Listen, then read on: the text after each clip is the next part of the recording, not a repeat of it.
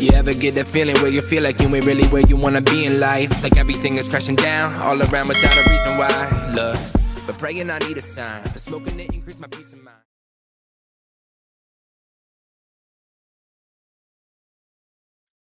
Hello and welcome to Normalize Anxiety with Johnny A and Chris Nee. We are your hosts. Welcome to the inaugural episode.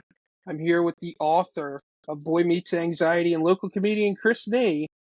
What is going on, everybody? Chris Nee here, local stand-up comedian, author, but most importantly, mental health advocate. I'm also a local comedian. Me and Chris have done shows in the past. I'm a big advocate for mental health and somebody who suffers with anxiety.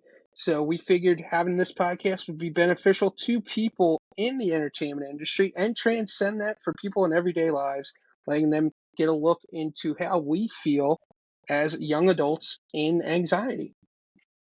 I couldn't agree more, Johnny. Mental health awareness and mental health itself has been such an important part of my life. I suffer on a daily basis with generalized anxiety and panic disorder, but every single thing in my life that was negative, I turned into a positive. So my mental health, for me, it pushed me to chase my dreams to become a comedian author. What about you?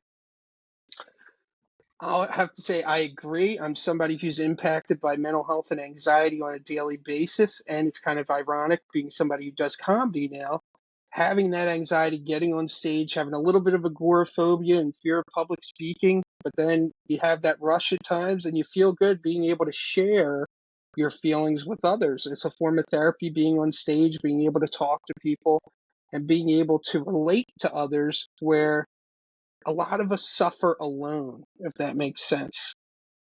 Yeah, I couldn't agree more, especially being a male, because I feel like that is why we have our comedy show that we both produce called Comedy to Break the Stigma, where we go on stage and we bring laughs to people and we team up with different mental health organizations in order to help spread awareness so people don't feel alone. I know when I first started out with all my mental health issues, I felt so alone. And you're a man, so you just got to bottle it up, leave it deep down inside, and you just never have to tell anybody about it. But that's just not the case, because whenever I bottled stuff up inside, it made me feel worse. Well, that's a good segue, Chris, to have me ask you a question of when did you first become self-aware of your anxiety and how did comedy help you cope with that? Yeah, so I first came aware actually when I was in high school, which is literally the worst time that you can discover that you have anxiety. I had generalized anxiety and panic disorder, but it was so bad and I acknowledged it because I just worried on a daily basis. I felt like every day I was just going through the motions and I was worried about every little thing. And it just really made me have an awkward high school experience because it did stop me from having a high school experience that many people have. I missed a lot of school because I was too anxious to get out of bed, or when I was at school, I had panic attacks and I just wanted to go home. It even stopped me because I wouldn't ask that girl out that I wanted to ask out because I thought she was cute because I just bottled up so much anxiety. I'm like, gosh, she would never go out with me. Who would want to go out with me? I wouldn't do that. And just completely talk myself out of it. So definitely when I was in high school is when it hit me very hard. And my dad always said, when something starts to affect your life, that's when you got to start doing something about it. And that actually helped me want to do my mental health recovery and start it. Gotcha. It definitely sounds something that's relatable for most males, especially of our age at the time, went through something similar, especially with bullying, maybe you say at the time, or different things, different cliques. You wind up becoming self-aware of like, is there something wrong with me? I'm different from other people, being an overanalyzer, having depression, having anxiety. And one of those things as a male, at times, you're told seeking treatment or seeking help, it could be frowned upon. People could say, hey, that's a sign of weakness, or that's a sign of being more feminine, or not being a traditional male gender role of being that strong person that can bury it or get past it or not focus on it too much. So I definitely agree with you there and had those same experiences. I'll say, are you somebody who sought out treatment, or did you originally say like, hey, I'm going to do something as an outlet, as like extracurriculars, like theater or comedy or something like that? So I actually didn't do any theater in high school. I actually played basketball, which was great to let off some, steam and to burn calories and to raise dopamine. So like, you're doing something and your mind's elsewhere. But I couldn't not get help. It was crippling. It was so crippling. Like I literally just felt like I wasn't living my life, and I just was always had it in back of my mind whenever I went out with friends. What's an escape route for me if I want to leave because I'm too anxious? Or where are we going this weekend? I don't know if I want to go there. There's going to be a big crowd there, and I don't feel like talking to people. Um, so it just got to the point where I was so miserable, and I knew I wasn't living up to my full potential. And that's when I started therapy for the first time, CBT, when I was 17 years old. Because, like I said, my dad said when it starts to affect your life, that's when you got to do something about it. And it really did. I mean, my anxiety caused me insomnia. So I was up late at night, and then I was sleeping all day, wasting my whole day. And when you have insomnia and you're up till 3, 4 o'clock in the morning, you have unhealthy habits. So I snacked a lot. I gained weight, just wasted hours of my time doing nothing, just stuffing my face and watching TV. And I just knew that I had to do something because the way that I'm living right now, I'm not living to my full potential. And that's when I decided to go to CBT when I was 17 years old. Very good points there. In cognitive behavioral therapy, for people who may not Yeah. know, Yep. it's something that a lot of doctors and therapists may recommend to break you out of those routines and get you going again. Kind of like, not to say make you human again, but maybe make you more a functioning member of society again. I've been there as well. It's one of those things where you get stuck in a rut. Some people, you could get stuck in those routines of staying up all night, eating poorly, playing video games, not wanting to work, not wanting to go to school, not wanting to do certain Yeah. things, or even just the minimum of social life could take a lot out of you. Having a conversation, having to interact with people at work. There would be days where I'd see people, it's like, oh, you said good morning to me. I said good morning to you yesterday. I don't got to say it to you again. I'm going to see you all week. Yeah. Just leave me be. And I always said I was the most motivated, unmotivated person, if that makes sense. So my love for comedy came from when I battled leukemia cancer from age 4 to 8, because when I was stuck in a hospital bed, all I could do is just watch TV. I couldn't do anything. So comedy and entertainment is what really got my juices flowing. It made me feel alive. And it just made me think, I want to do this. Like, this is bringing me so much joy and motivation. I never had this motivation for anything else. And like I said, I played a lot of sports growing up, but I played sports. I was good at basketball, but I never was motivated to the point where I'm like, I'm going to play at a college level or I want to go to the NBA. That just wasn't realistic. But for some reason, comedy and being a comedian was realistic for me. So I had these motivations where I was comedy drove me to be motivated, but I was at a point where I was just so anxious that I didn't do anything about it. But it did help me shift my head from worrying about the future or whatever the heck was going on in my mind to me kind of realizing that I could change the way that I'm thinking. So instead of worrying and thinking about my future, I was thinking about how can I get into comedy? How can I write a joke? How do you write a joke? And that little thing kind of showed me, I'm like, holy shit, I can kind of change my brain a little bit. I didn't know I could do that. You know, Yeah. it's wild. You start to have that awakening and maybe the epiphany, so to speak, of being like, oh, I have control. Like somebody we both looked up to has said, control the controllable. John Cena. He's here with us right now. We just can't see him. You can't see But him. He's there.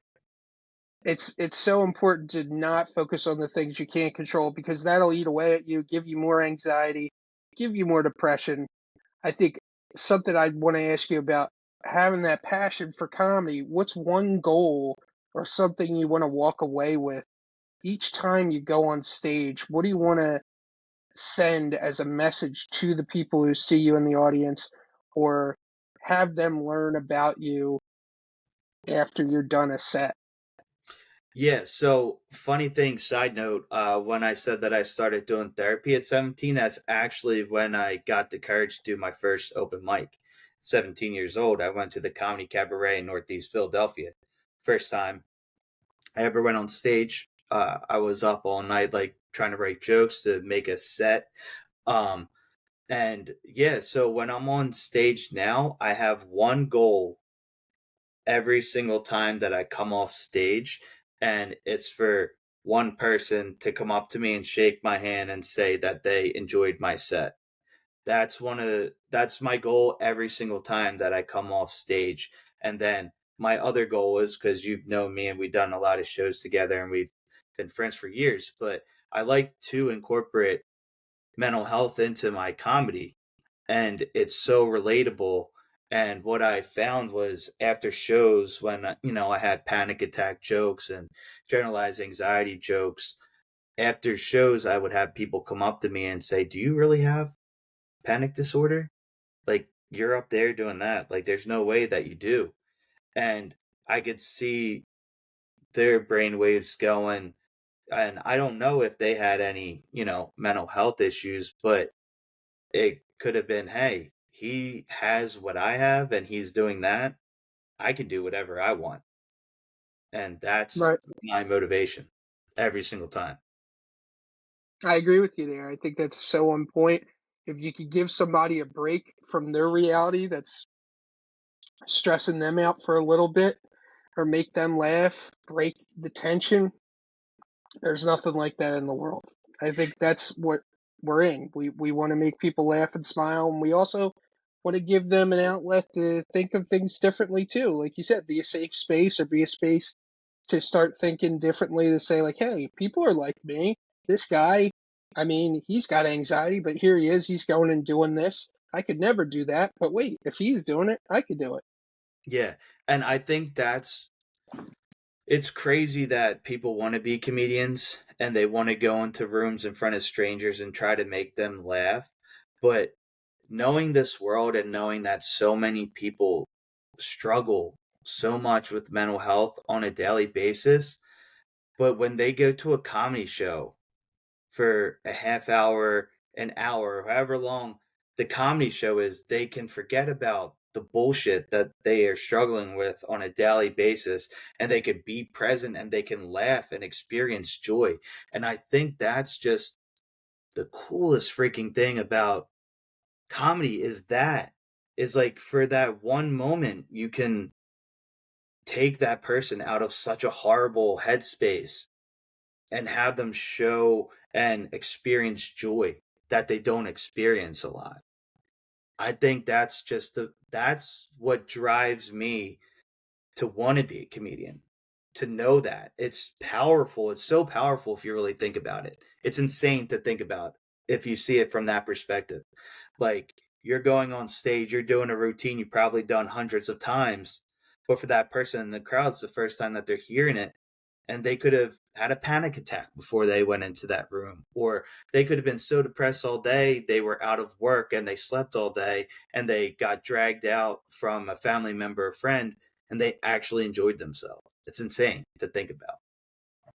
I completely agree with you. I couldn't put it any better than you just did. I think it is a powerful thing, and it's something where it's a feeling that gives you butterflies, and you latch onto it for the person viewing it and the person who's doing it as well. You get to ride that wave and you get those endorphins flowing. And while you were talking, to end on maybe a little bit of a comedic note, remind me of Dominic Toretto. For those 10 seconds, I'm free. Nothing else matters. Not the Yeah. bullshit with the store, not my family, not my crew, just that quarter mile. And that's pretty much how you view it. When you're on the road and you're on stage, you just have that, tunnel vision, so to speak, especially when you have the spotlight on, and you're just feeding off those laughs, feeling off those vibes. So It's it's a powerful thing.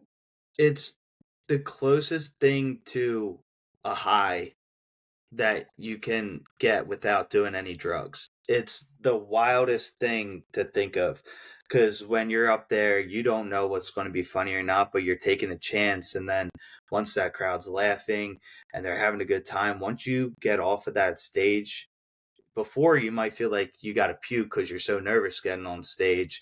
But after you have a great set and you walk off that stage and your body is just feeling euphoria, like it's feeling the most amount of dopamine that you could possibly feel, and you're just so happy and you feel the most, well, for me, I mean, probably you too, I feel the most alive after Oh that. yeah, It's for just sure. such a weird thrill. It's kind of like skydiving or rock climbing. You do that extreme thing to get that thrill and that feeling, but it's wild that a comedian can get that just by being on stage for 5 minutes telling jokes to random people.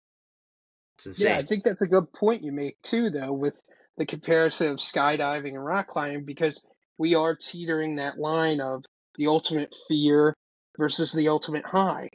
Public speaking or being around people we don't know or being on a stage with spotlight in our face, a lot of us, that's our worst fear. And there's anxiety there that's on a whole nother level, but then it slowly fades away and you could get in your groove and you start to connect with the audience and you feel like, oh, I'm captivating them and they're enjoying it, you're enjoying it. And by the time you get off stage, like you said, if somebody comes up to you or if somebody says, hey, I'm just like you're relatable, that's the ultimate compliment and the Mhm. ultimate achievement, because you say, hey, I did my job. I was able to make a difference tonight. I was able to make a new fan or make a new friend or somebody who can identify with me.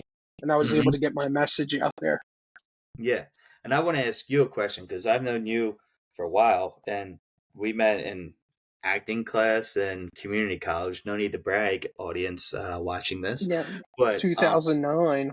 you were very reserved, very quiet, last person I would ever think who would step on a stage and try to tell jokes. So is that your mental health, or is that you? What made you want to go on stage being that kind of low key, quiet, introvert type of guy? Oof. I'd say when getting to college, I already had a lot of people in family and friends always telling me that I should do it. In high school, people would tell me I should do it. I came close, didn't do it because I let anxiety consume me and depression at times. Like you, I had missed some stuff. I didn't go to dances, didn't go out to a lot of functions or anything like that because I just felt overwhelmed. Felt Yeah. too much agoraphobia, too much anxiety. Getting to DCCC, I went in the acting classes because I wanted to build that up to maybe That confidence. yeah, build that confidence up, get myself feeling good on a stage, and then pursuing comedy. I also took public speaking too, and that helped a little bit. Um, so yeah, end goal was maybe try to be a wrestler, but obviously that didn't happen. But I thought Hey, comedy take that. next best thing. I think with some of my physical stuff, I don't know, but we'll see. There's Damian Priest, 33 years old. He didn't start until he was 33. He won the world title a few weeks ago. So, hey, it took him 10 years. He started late, whatever. But I Hey, think we it's do comedy inspiring. shows in some wrestling places, so it's basically like you're a professional wrestler. Kind of, yeah. I mean, I've walked out to some music, so yeah. But I think that's one of the things that just inspired me was like, don't live with regret, and if you want to do something, do it now while you have the time. I think going on that journey of depression and anxiety and being able to find treatment inspired me to do it more. I did a little bit when I was in LA and finishing college, but I didn't pursue it as much as I should have. And that was one of the biggest things of, I don't like the way I look. I don't want to be on camera. I don't want to do stuff. Back then, I probably wouldn't be doing this now. But Yeah. at this point, it's like, hey, if I can make somebody else feel a little bit better, that's the most important thing for me. And being able to have these conversations, because at the end of the day, bottling them up is no good. And being able to have a platform, whether it be on stage or a podcast or even a conversation with somebody, it helps immensely. And I think Yeah. it helps for both parties. Yeah. And I love how you said doing it right now while you can. And I think a lot of people don't have that mentality or mindset.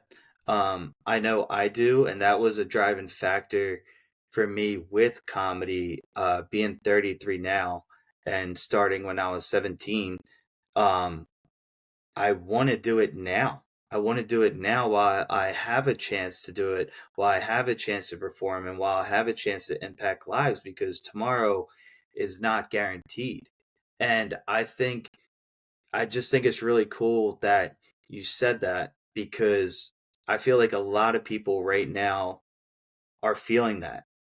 They have ambitions and they have goals, but they're not chasing it right now because, oh, I'll do it in a week. Tomorrow. I'll do it tomorrow. That type of mentality. And if people just had a change of mentality where they were like, I want to do it now while I can. I mean, that's really powerful to think about, because nobody's life is guaranteed. Tomorrow's never guaranteed. And it's just, why do you want to waste your life to not do what you ultimately want to do?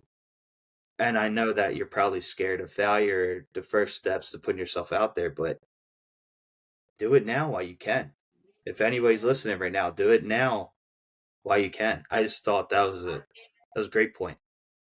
Yeah, I completely agree with you. I think it's something that I always think about when you say there's no tomorrow. It makes me go back, I guess, bookend it with that Rocky quote with Apollo talking to him. I want to say that maybe at the end of 3, there is no tomorrow. There is no tomorrow. Like, just getting angry and just trying to inspire him. Yeah. And that's the way you got to look at it, because being anxious or having that depression as a kid, you would always put things off to the wayside. You procrastinate. You tell yourself, maybe I won't ask that girl out now, or maybe I won't focus on diet and exercise, or maybe I'll try for this job or role or other thing later on. But it's like, you're living in the now, you live in the present, you have the opportunities in front of you. A lot of things are attainable if you do the work and you just focus on what you want to get done and what you want to accomplish. So I think that's one of the things that I've learned the most from anxiety and depression and then comedy. Being on this journey, it's helped me say, like, hey, if I could do this, I could do a lot of other things. Yeah, I agree 100%. And I mean, I have that mindset from when I was sick as a kid, because I could have died. I could have not had this life. And I think that just gave me the extra kick in the ass to be like, you are different, but that's a good thing. And it's like, I put you here to do something special. You're not here to just live a bland, normal life. And that's just always been a driving factor. It's like, man, we only have one life to live, and I'm going to do my damnness to try to do every single thing that I want to do. And look at us here now. We have our podcast. I mean, we've been wanting to do it for a while. And I think now it's just a perfect time to be doing this. And I think a lot of people are going to get a lot of help from this. Yeah, I think the last thing I'll mention, is maybe a good view of imagery or metaphor, is I always used to be afraid of the high dive as a kid. Yeah. You'd get up there and you'd see everything, and you just have that immense fear. But sooner or later, you gotta let it rip and you jump. And then by the time you hit the water, you just feel that sense of relief. And that's how it is now. Doing Yeah. comedy, doing the podcast, doing everything in life. Just do it, and you'll feel, that relief and that release and what you want to get accomplished. You'll start feeling better. Yeah, and I swear, at first, and I feel like a lot of people will be here right now. When you first are struggling with any sort of mental illness or mental health issues, it is crippling. It feels like you're an outcast. It feels like you're not going to amount to anything because you're too anxious or too depressed to do anything. But my anxiety, my panic attacks, that pushed me to be a better person and to chase my dreams because I cannot, I'm not going to be bullied by my mental health, and I'm not going to let that tell me what I can and can't do. And I really hope that with the stories that we share with people, our experiences, and with our guests, that they're really going to get a true understanding of like right now, your mental health might be crippling, but I promise you, if you start getting into the right mindset, and it's like work, you do have to put work in to have a good, better mental health. And it's hard. But through those trials and tribulations, my anxiety has always made me push to do a show, to do comedy, to write a book. I'm just in that do it mentality, like you said, where there's no tomorrow. Like there could be no tomorrow. You have to do it now. So people were like, how did you write a book? I wrote a book because I wrote a book. I wanted to write a book. Why are you doing comedy? I'm a comedian because I wanted to be a comedian. Why are you guys doing a podcast? Because we wanted to do a podcast. And we both suffer from mental health issues, and thousands of people out there do. But look at us, man. And I really hope this helps people. I really do. Yeah, I agree with you. I think that's a good point, and it's a good closer as we look towards the future, letting people know that mental health doesn't define them. It just helps them along the way and it helps you improve. Yeah, man, mental health is a superpower. Yep. I like that you say that. That's one of your sayings, and you truly believe it. And we're going to be here on this journey moving forward to normalize anxiety, and we hope that everybody comes along with us. Yeah, man. Thank you guys so much for tuning in, and catch us next time. We'll be happy to have you. I made a promise to myself and never make another excuse. And if you get up in my way of what I want to do, then I'm cutting you loose. Like, I got nothing to lose. I got nothing to lose. I got nothing to lose. Yeah, I'm smoking on a balcony.